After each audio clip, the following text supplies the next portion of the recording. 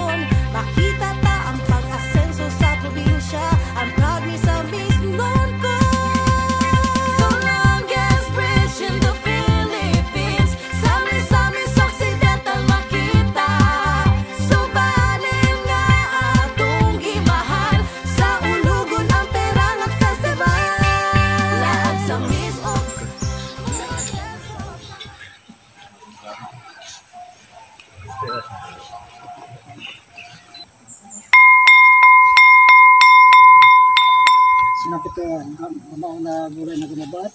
Your planet tag sa imong ibatang langit. Abangin ako ng sa lupa sa pagbuhat rin sa panguras sa Swahili Local and Tikno Bitmo Farm Project sa binatang namin sa bawang namin na Barangay Sibasi na pag-ingatan namin na sa pagpanguras na aero project na binatang rin na katangdang sa Minyulin sa namin ni Gobernador, ni Congressman, ni Mayor, ni Vice Mayor o sagdal na magulin sa Banwa na pangingatan namin.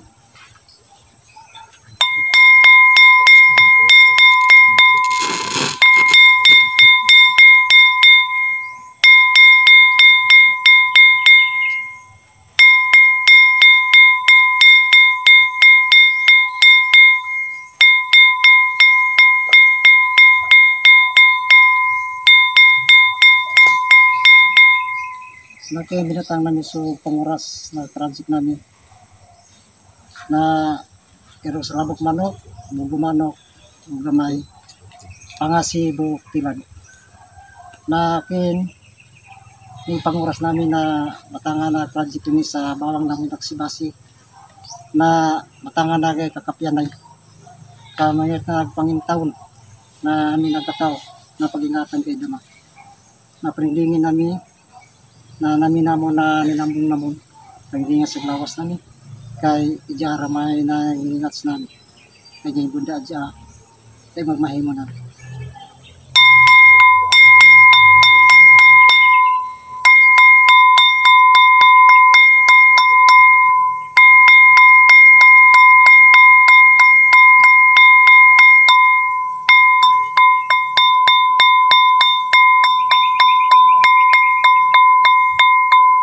pagpanguras namin rin na rin magtrabaho rin na sa project namin rin sa bawang ng Sibasi na nagdaeron experience sa mga gato rin na magtrabaho.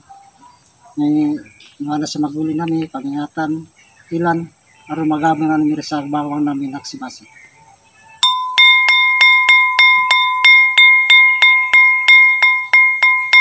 Asa.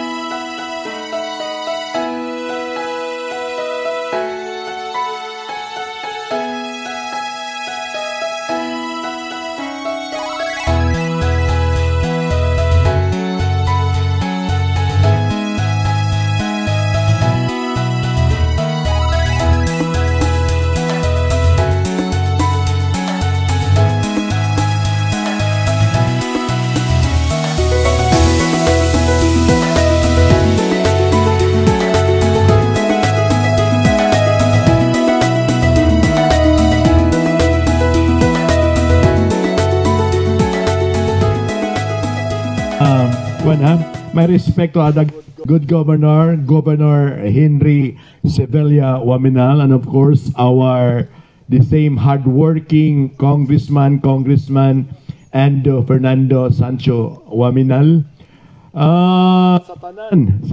Sa tanan nga naa diri, ganiha medyo nabalaka ko kay basin si Ma'am Mercy maulahi, pero akong kalipay ming murag na naulian ko pag-abot nga ming ingon si Engineer G. La Fuente nga kaming na si Mercy, so nalipay kay ko kay mao gini alter ego sa atong halandong governor sa mga programa hilabi na sa agriculture program. Special mention gyud kana ako, Ma'am Mercy. Mapasalamaton kayo ko ilabi na sa ato ang project karon nga pagahimuon, in which the swine multiplier and techno-demo farm nga diri natagaan gyud ta. And of course, I would like to salamat po sa ato ang governor nga iyag yung gi-realize nga diri mabutang ang ato ang project. Kay ang di pwede ni mabutang any part of Misamis Occidental, but because of the love of our governor, iyag yung gi-realize nga diri mabutang sa ato ang lungsod. And I would like to mention usa ka tawo nga nahimong siyang kabahin ani Pajika, our first councilor dinhi sa Sibasi, si Konsehal Apilan. Tindog po na Konsehal Apilan. Paghangyo namo ni Konsehal Apilan, wala gyud siya nagdumili iya kining i-donate ang maong area. So pakpakan na to, Konsehal Apilan. Salamat kayo pare nga imo yung na-realize king Pajika kay kani dako kanig ugma sa ato ang mga lumulupyo, dili lang sa Sibasi kundi sa tibuok Clarin nga ato ang kay kalagi it is our multiplier. I-discuss nila niya what will be ang ato ang programa or usa may mahitabo sa ato ang swine multiplier pohon. Anyway, I would like to welcome everybody. Salamat kayo sa pagsanong. Mga konsehal nga naadri, salamat kayo sa iyong kooperasyon sa atong lungsod. Salamat kayo. And of course, kini dili po ni ma-realize kung wala ang atong municipal administrator, si Ma'am Joan Amo Mampon. And lastly nga ako pasalamatan si Alan Ramirez nga lagi grabe ko wala pa ni nahinlo sa to pre, daghang kayong Putsukan together with General Yu. So salamat kayo sa pagsanong, salamat sa iyong paghani og welcome mayong buntag kanatong tanan. Salamaton ko kang Governor Henry Waminal for pagdawat sa atong proyekto sa national government, sa National Livestock Program dinhi sa probinsya sa Misamis Occidental. Og nagpasalamat ko kang Mayor Jojo Roa pagdawat pod sa unsa na sa proyekto. Among giignan si Governor pag meeting namon kung nga unsa man gov kay na may initial previously nga diri lagi. So ingon ko nga inamo unsa man gov kung naa sa imo kung ibalhin nato og lain nga munisipyo. Dili ako sa pangutan-on si Mayor. Ana siya So malipayon kay mi kay naanhi dinhi sa munisipyo sa Clarin ang proyekto nato ang 30 level multiplier farm and techno demo project, because nakita nako unsa ka kanang malipayon o kanang excited si Mayor nga dawaton ang programa.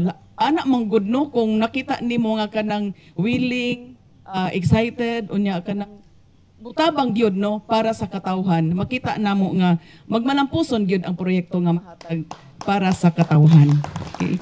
So ako pong pagtahod sa kang Congressman Ando Waminal, sa atong Vice Mayor Ma'am Risa, Ma'am Ging. So sa iyang kauban sa konseho, mga kagawad na mention naman kaganina mga official sa munisipyo sa Clarin, kang Barangay Kapitan Robert Calibog og sa iyang konseho. Dagang salamat sa pag-accommodate sa munisipyo nga diri gid mabutang gwapo kaayo ang site project site para sa atong multiplier farm. Kang Ma'am Mercy Uy no, sa una si Ma'am Mercy, then kang General Yu, then balik na pod mi kang Ma'am Mercy. Oh, so pag validate dire si General Yu ang nauban, no. Thank you very much pod for the support sa programa sa DA, sa Agricultural Training Institute, atong POC, no, representative kang Sir Alan nga nagdumala karon sa opisina sa agriculture ug sa iyang mga kauban, mga partner namo sa implementation sa programa sa agriculture. Kinsa pa ba akong nalimtan diri? Ang atong mga taga diri sa barangay, no, og tanan si Sir Bal Cabrera, no, ang atong learning site for agriculture nga operator diri sa Clarin, isa sa mga learning sites nato nga aktibo sa tibuok nga region, no. So sa mapasalamaton kay mi kay kung amo pong mga post, no, among mga program agristoryahay, iya pong i-share diha sa iyang mga programa, no. So salamat kaayo Sir Bal, no, sa suporta pod sa agriculture. So unsa man ning atong swine multiplier farm, amo naman ning na-discuss kang mayor, pero gusto ni mayor nga i-share sa labi na gyud sa mga taga diri sa barangay, no. So isa ni siya sa programa sa INSPIRE program. Unsa man ning INSPIRE, Integrated National Swine Production Initiative for Recovery and Extension. Nagsugod man gud siyang programa adtong sa COVID, no. So sa COVID sa year 2020 naana dayon toy programa sa SWAIB or kadung sa artificial insemination. And then pagka 2022 mao na din ning mga multiplier farm. So ang Agricultural Training Institute nag-implement sa kaning multiplier farm. Ang DARFO, ang Regional Field Office, sila ni Director Carlin, ang ila pong gi-implement ang katong sa fatteners o sa clustering, no? Muna na siya, no, kanong sa clustering sa F2C2. So katong dito sa Oroquieta City, fatteners tong tuwa dito. So posible nga sila dito dinhi mo palit sa inyo. Kay kamo may multiplier, kamo man mo produce sa kadtong mga baktin, no? So inana nang naa siya. So unsa may kuan ani, unsay purpose, no? So daghan tag mga purpose nganong naaning ni ang atong multiplier farm. Una is maka-produce ug maka-promote og mga bag-o or mga good nga mga genetics sa swine, no. So kanang makita nato siguro diri sa atong munisipyo og dinhi sa kinatibuk-an nga probinsya nga nagbalik-balik ang mga kuan, di ba? Ang mga liwat sila ra nagunay-unay ang mga kuno. So ang production, ang mga piglets dili kaayo dagko, so dili maayo ang genetics. So natay bag-o nga programa, naatay 30 ka mga swine ug na denbor, so naagi bag-o nga mga genetics, bag-o nga mga breeds nga ma-introduce diri sa ato dinhi sa inyong munisipyo. So ma-upgrade nato ang mga backyard nato nga sa mga backyard hog raisers, so ma-upgrade ang ilang mga stocks, no, ang mga breeds nga naa sa ila. So masuportahan nato ang mga local hog raisers, no, og mga breeders. So ang katugan ganina buntag, no, among na mention kang mayor nga kung pwede mapili gyud ang mga beneficiaries labi na ang level 1 nga biosecurity kadtong nanay mga tangkal kadtong dili gyud nga kadtong ginapabuhian lang ang mga baboy kay sayang kaistanan kay gikan gyud siya sa kanang F1 magud siya. So taas pa gyud kaayo ang genetic makeup sa atong baboy, so mahal pa nang naa. Okay, so ikaduha is kanang madugangan ang inventory sa atong mga baboy dinhi sa munisipyo and hopefully magkatabang sa tibuok probinsya. So madugangan ang atong pork supply dayon. Ma-assure tang sigurado safety or safe ang atong gi-produce kay diri man gikan ra gyud sa inyo, di ba?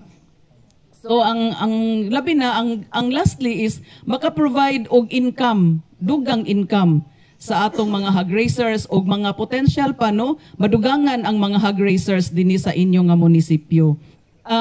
Tungod kay Technodemo man pud siya, so mahimo pud siya nga kanang Technodemo ug mahimo nga training nga area or pwede nga magpadala mi diri og kanang mga participants nga motan-aw dinhi sa inyong giunsa ninyo pagdumala ang inyong ang inyong baboyan, and also pwede pod nga mag-training gyud ta diri, dili lang nga bisitahan sa uban nga mga farmers, uban nga mga extension workers sa silingan nga mga munisipyo ug maskin gikan sa lain nga probinsya. Kay maskin gani si engineer no nag-adto na gani sa Bukidnon kay nitanaw po dito sa isa ka project. So inana lang gyud na siya. So open hinaot nga open ang dinhi sa inyo nga ang inyong proyekto para sa uban nga mga farmers, uban nga mga hog raisers nga motan-aw sa inyo nga project. Okay, so kani nga proyekto is 10 million. Gamay ra gyud siya, no? 10 million. Ang 6 million ana para sa atong facilities ug mga equipment. So karon dili na kaayo total layo mangyapon pud sa silingan pero ma-assure nato nga dili gyud siya manimaho kay apil naman ang waste management ani. Dayon climate resilient siya, climate controlled. So moto ingon si engineer nga mahal man di ay to. No, so na ay cooling fans ang mga nga ibutang kay para gyud nga komportable ang atong mga stocks nga dili sila ma-stress para mo produce gyud sila og maayo nga mga offsprings nila. Okay, so ang 2.7 million ani para sa mga stocks, no? 38 ka mga dumalaga atong paliton or inyong paliton. No, so gikan gyud siya sa kadung mga registered or kadung mga reliable gyud nga mga sources. So naa na tay mga identified nga mga farms naa sa Bukidnon or naa sa ubang probinsya sa rehiyon kung asa mo makakuha sa inyong mga breeders, no? Or mga guilds nga himuon nato nga mga breeders. Dayon na ay provision for feeds and biologics. So medyo 1.3 ra siya, so dili gid siya kulang siya para sa isa ka tuig. Pero kay kuan man nang hinaot mi nga maayo siya although assure gyud pod mi nga maayo siya pagkadala para nga before the year ends maka-income na gyud ang atong proyekto. Kay parang self-sustaining siya, no? Ang gikan na sa proyekto nga maka-income nga pwede na pud ipalit para sa feeds ug biologics. No? So depende na sa munisipyo kung unsaon sa treasurer o sila ni mayor o sa council kung unsaon nila nga kanang dali ra pod ma-withdraw or magamit ang income dinhi sa atong proyekto para nga mapalit sa gikinahanglan nga bahog og mga biologics para sa mga stocks, no? So daw bayaran ninyo ning 10 million. No, siguro no, mo na pangutana. So gobyerno dili man gina maningil, pero maningil gyapon. Nga dili nga 10 million inyong ibalik sa amo. Kun dili ang proseso ani is passing the gift, no? So gihatag namo sa LGU, sila pud sa LGU muhatag sa gift dito sa kadtong mga na-identify nga mga beneficiaries. So 30% diha sa inyong ma-produce nga mga offsprings, mga piglets, munay inyong i-disperse dito sa inyong mga identified nga mga recipients or beneficiaries. Then 70% ana inyong ibaligya para ma-income ninyo nga mo na inyong gamiton ipalit i-maintain no sa inyong proyekto dinhi sa sa pigirin ninyo. So hinaot nga magmalampuson nino ang atong proyekto dinhi sa Clarin, Misamis Occidental kay lagi ang dinhi sa whole region sa amo sa ATI kay kami man ang atasan pag-implement sa multiplier farm. Ikaduha pa ni dinhi sa Clarin. Ang una ang didto sa Kabanglasan. Pero kadto sa Kabanglasan dili pa to ila climate controlled ang ilang ang ilang facilities didto nya 60 saw level taas-taas, no? May daghan. Sa inyo diri 30. Oo, 30 ra. Pero pariha ra og kanang cost, no? 10 million gihapon. Pero sila dito sa LGU kay dili lagi climate controlled pa ang ilang facilities, daghan pa sila og kanang gihimo, no? Gidugang para sa ilang facilities. So medyo gid nakakuot sa bulsa ang LGU kay ang mo supply pod sa ilang stocks ang Montes Claros na apoy gipang require nila nga dapat ilang buhaton sa ilang facilities para ma-assure gyud pod sila nga ang ilang pong mga stocks dili pod mga daot kay sila man pod ang madaot no nga unsa man inyong mga stocks nga nangadaot or kay tungod dili pa kaayo suitable or fit nga sudlan ang facilities. So hinaot nga magmalampuson nino ang atong partnership from the national government to the local government unit. So ingon pa sa panultihon no, coming together is a beginning. keeping together is progress, but working together is success. So we hope that we really have hand in hand work together for the success of our project for our common beneficiaries or clients, the farmers, the hog raisers in this community. So kana lang, maayong buntag sa tanan. Mayong buntag sa tanan, no? Dako na kong pagtahod sa ato ang halangdon nga mayor, Mayor Jojo Roa, and together with his Vice Mayor, Ma'am Risa de Los Santos. And the rest of the visitors, ato ang ATI, DEATI nga representative, one of the naghatag ani nga project karon. And the rest of the municipal SB members, og tanan nga mga bisita, maayong buntag kanatong tanan. Kami sa provincial government, nagpasalamat kami og dako acknowledge the AATI for giving this project to the municipality of Clarin. Sa giingon na kaganina, this is the first in Misamis Occidental nga nahimong recipient sa ato ang 30 level nga swine multiplier and technodem farm. Kani nga project dako kayo ni siya og ikatabang para sa ato ang mga constituents because it will increase the livelihood of our beneficiaries and subsequently increase their economic status basta maayo lang gyud nato nga pagka-atiman ang kaning atong mga hog raisers. This is an opportunity para sa ilaha. Ang ako lang pangandoy ani nga project is maayo unta nga masustain gini siya, Mayor, no. Sayang kaayo ang plano sa gobyerno, ang gihatag sa gobyerno kung dili nato masustain ng mga beneficiary.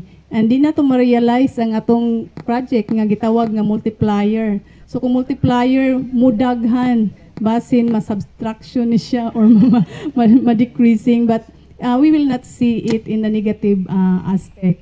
But atong gihuna-huna nga mudaghan gyud or mulambo ang ato ang proyekto dinhi sa municipality sa Clarin. Although si Basi siya naka-base, pero ang iyahang coverage, I think, it would reach out to other barangays.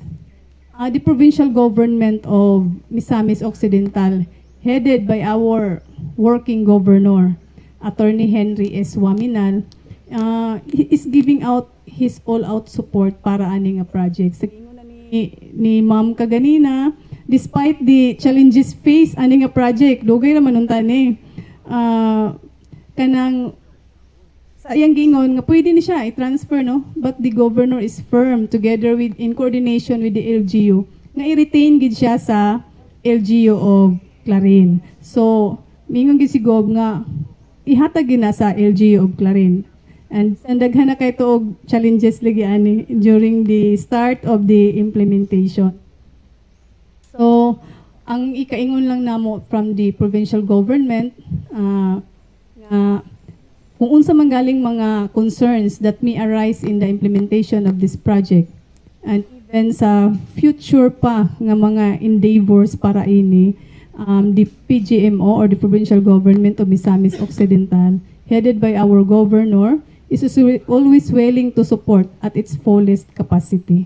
So di na po tas-on, daghan kayong salamat o maayong buntag kanatong tanan. Morning mga kasenso, atong may nabi karon ang usa sa atong mga invited guest, no, si Ma'am Maria Estela Halanduni, ang Agriculturist 2 sa Regional Field Office sa DA10. Ma'am, good morning and pwede mo greet sa kadaan before anything else sa ato ang mga naglantaw sa ato ang programa. May buntag sa tuang tanan, no. In behalf sa Department of Agriculture sa tuang Director Sir Carlin Collado, kami nagapasalamat nga naimbitaran mi karon sa groundbreaking sa ATI. Ma'am, ang groundbreaking is ang Swine Multiplier and Technodemo Farm Project. Ma'am, unsa ni siya ka useful ngadto sa mga Clarinhon o hilabi na diri sa barangay Sibasi? Ang kaning swine multiplier, ikuha man ni siya sa association. Ang association gid ang beneficiary ani. So ang tumong gid ani is mapadaghan siya, di mapaapod-apod sa miyembro sa asosasyon. Kumanang gitawag siya og swine multiplier. Naihagat po niya magtinabanga ang asosasyon sa pag-atiman sa maong baboy. Ma'am, sa katapusan dili na nanti ka lang ngayon, any form of advices, no, so, mga tambag ngadto sa mga beneficiary niini ug unsaon kini pag-amping pagtipig. So kami nagaawhag sa ato ang association ni ampingan kining maong proyekto kay dili pinili gid sila nga mahatagan ani. So sa kadaghan-daghan nga association isa gid sila sa napilian. So nanghinaot mi nga ila ni ampingan ug mapadaghan pa para makabenepisyo tanang membro sa association. Yes, thank you. Salamat.